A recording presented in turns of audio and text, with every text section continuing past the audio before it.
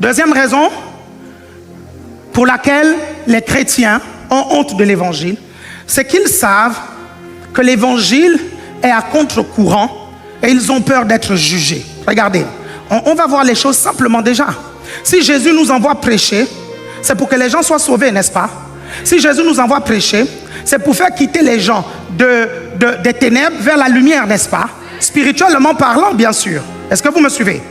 Ça veut dire quoi? Ça veut dire qu'il y a deux royaumes, n'est-ce pas?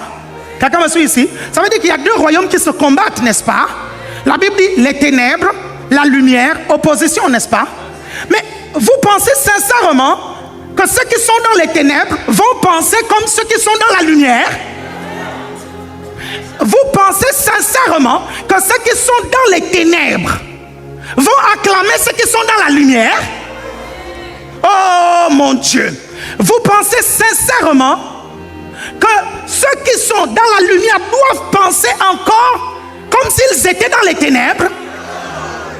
Dans ce travail de gagner des âmes, de faire des disciples comme Jésus nous dit, vous ne pourrez pas de manière simultanée rendre heureux l'enfer et le ciel. C'est impossible. Impossible.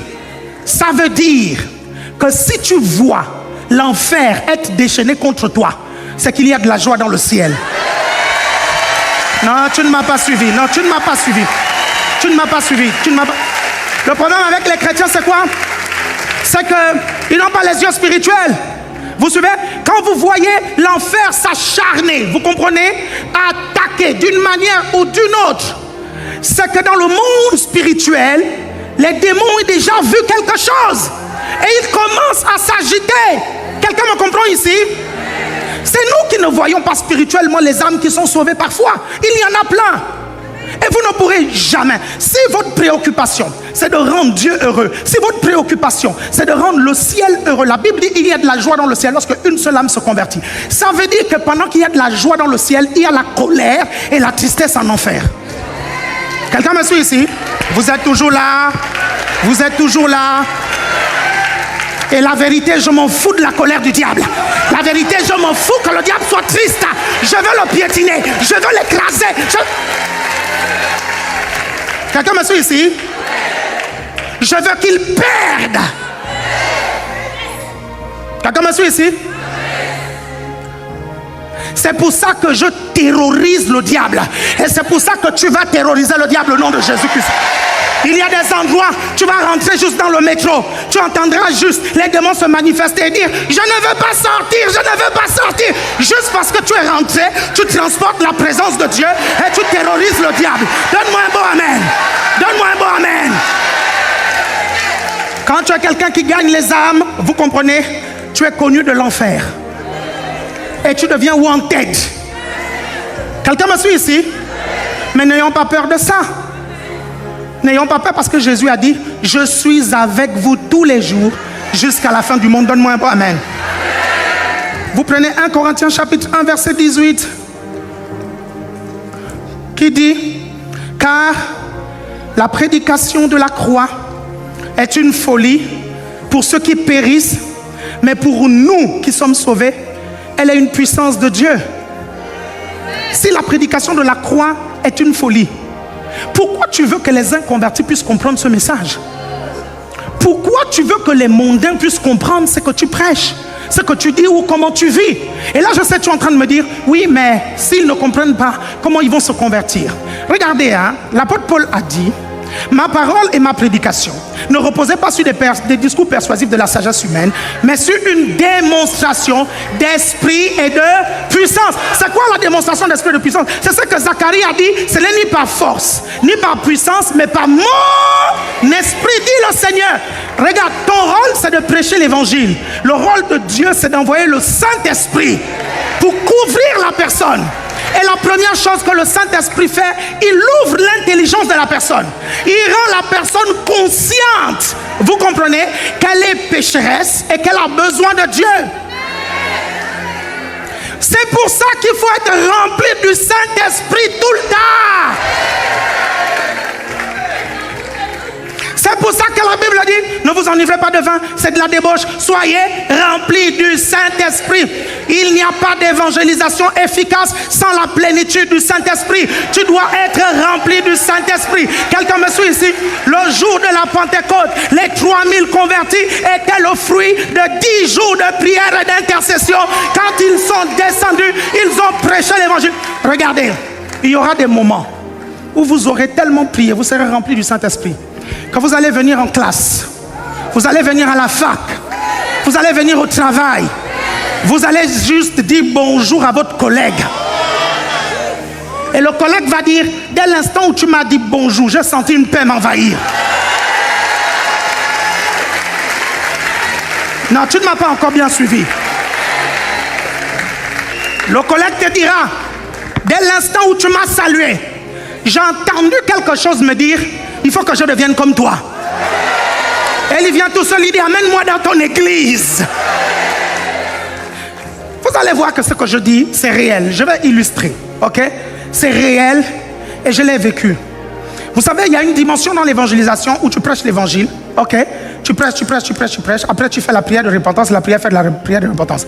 Parfois, on dit même à la personne, est-ce que tu vas accepter Jésus? Et la personne dit oui. Vous suivez? Est-ce que vous avez vu comment Jésus a recruté ses disciples? Il est venu rempli du Saint-Esprit. Il arrive au péage. Il n'a pas dit à Matthieu, Matthieu, est-ce que tu veux m'accepter? Matthieu, est-ce que tu veux me suivre? Il a juste dit, toi. Quelque chose est descendu sur Matthieu. My God! Il a dit, suis-moi. Matthieu n'a rien compris. Toute résistance est tombée. Quelqu'un me comprend ici? Et Matthieu l'a suivi. Nous entrons dans une dimension où vos voisins vont venir vous voir pour dire, j'ai rêvé que je dois aller dans ton église. Nous arrivons dans une dimension où ta tante va t'appeler, ton cousin va t'appeler, ton oncle va t'appeler pour te dire, j'ai vu en rêve quelqu'un venir me dire de te suivre dans ton église.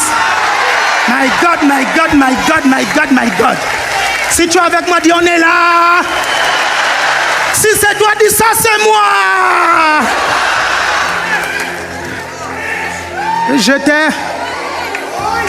J'étais au lycée et je me réveillais à 4 h du matin pour prier. Parce que nous avons enseigné beaucoup de choses quand j'étais jeune. Vous savez, comme je le dis souvent, je prêche l'évangile depuis que j'ai 13 ans. Je prêche l'évangile depuis 1992. Et je priais, je me réveillais à 4 h pour prier. Et j'étais rempli du Saint-Esprit. Et je m'en vais au lycée. Et je vois un jeune garçon qui a une coiffe, on dirait les Simpsons, vous voyez, hein, comme ça. C'était à l'époque de MC Hammer. Hein, avec tout le Dieu de quoi. Ah, faites pas comme si vous ne connaissiez pas tous les Jotokouet. Et il avait la coupe comme ça. Et j'arrive, toujours pareil, j'arrive, je dis bonjour. Il dit bonjour. Je lui dis, tu vois ta coupe là, si tu coupes un peu comme ça et tu baisses un tout petit peu les cheveux, tu seras plus beau. Et je m'en vais. Quand je m'en vais, 2 semaines plus tard, je vois le garçon à l'église dans mon groupe de jeunes. Et à la fin, je vais le voir, je lui dis, oh, tu es ici? Il me dit, non, c'est la première fois que je viens. Je lui dis, mais comment c'est la première fois? Qui t'a invité? Il me dit, mais j'ai cherché. Et je lui dis, comment tu as accepté Jésus? Il me dit, mais c'est toi. Je dis, mais je ne t'ai jamais fait faire la prière de repentance. Il me dit, ce jour-là au lycée, tu te rappelles, il y a 2 semaines? Je dis oui. Et quand il vient me voir, je vois les cheveux ont été déjà rasés. Vous suivez? Il me dit, le jour-là, tu te rappelles, il y a 2 semaines, quand tu es venu me saluer, tu m'as parlé de ma coupe. Je dis oui. Il dit, regarde, j'ai coupé, hein, j'ai coupé. Il dit, ce jour-là, quand tu m'as parlé, quelque chose est venu sur moi. Et il y a une voix au-dedans qui m'a dit, il faut que tu sois comme ce garçon et que tu le suives à l'église.